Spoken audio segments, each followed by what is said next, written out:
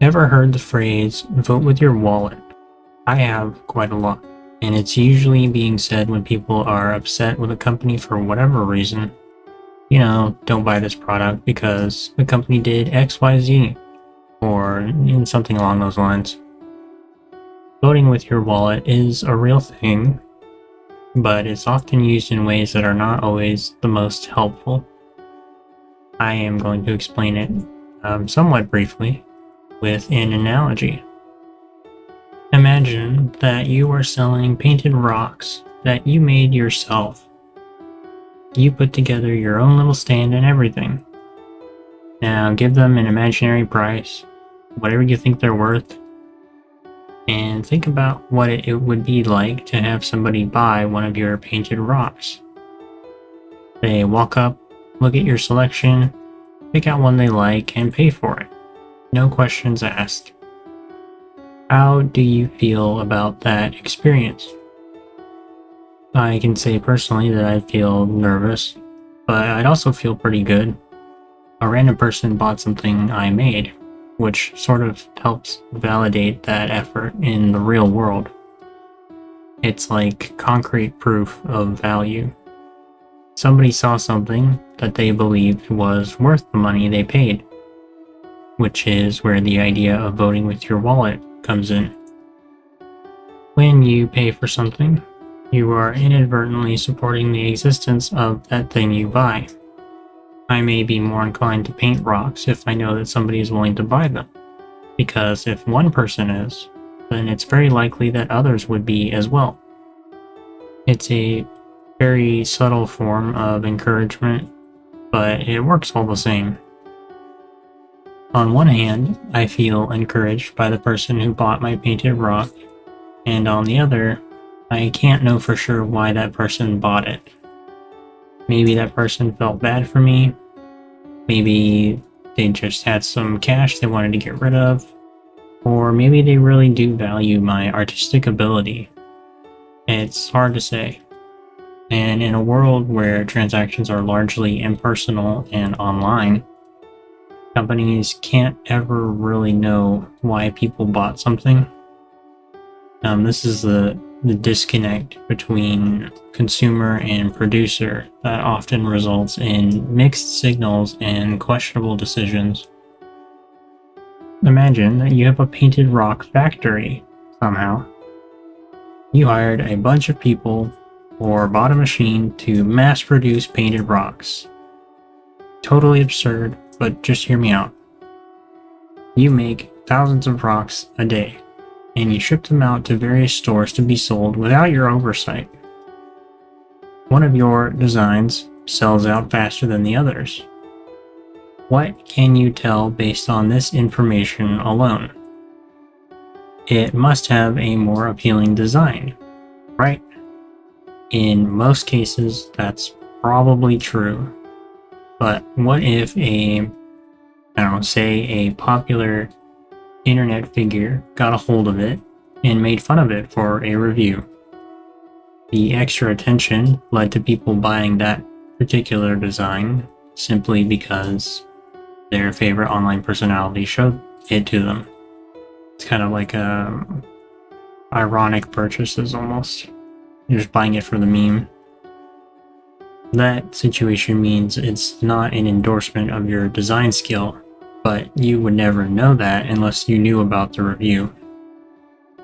It would be a bit silly to think that companies are clueless, but information does not travel freely within companies, generally speaking.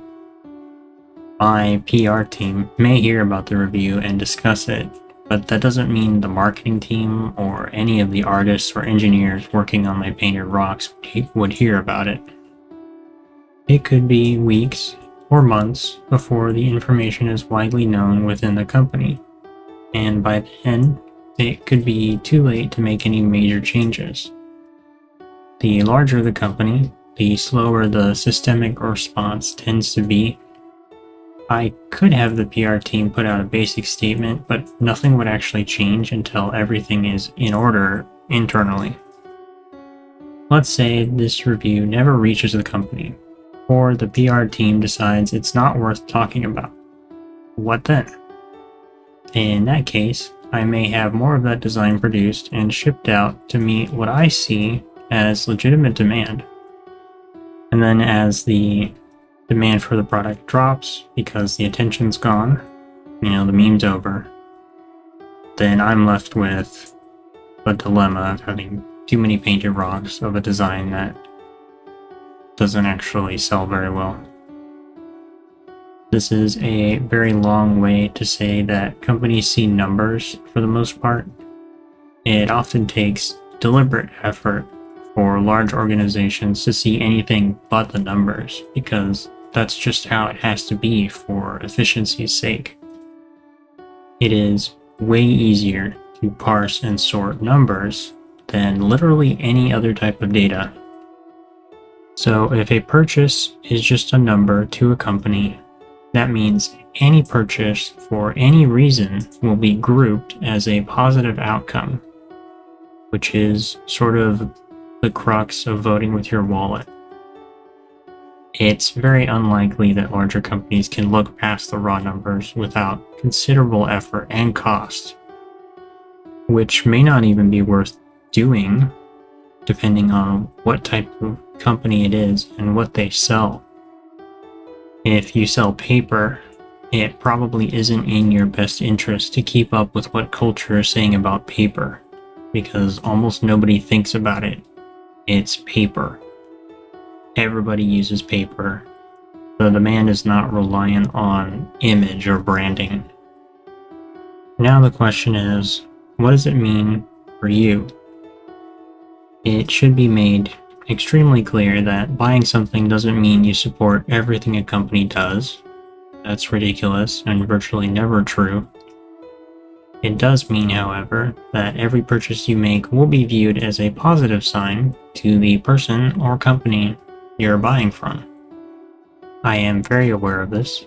When I buy just about anything nowadays, I feel a company hasn't done anything to insult me, and it at least has enough respect for me to make a decent product, I don't mind being a repeat customer. I am tending my very soft support for that particular company or person. And sure, maybe it gets drowned out in all the other numbers in their database, but they only have profits because enough individuals decided a product was worth the cost. Voting with your wallet seems pointless on the surface because you're just one person in a sea of them, but we tend to forget that groups of people are made of individuals. Each person makes their own choice, and those choices often line up with what others decide, even if the reasons are different. That's just how it goes. The decisions you make do have an impact, no matter how small it may be.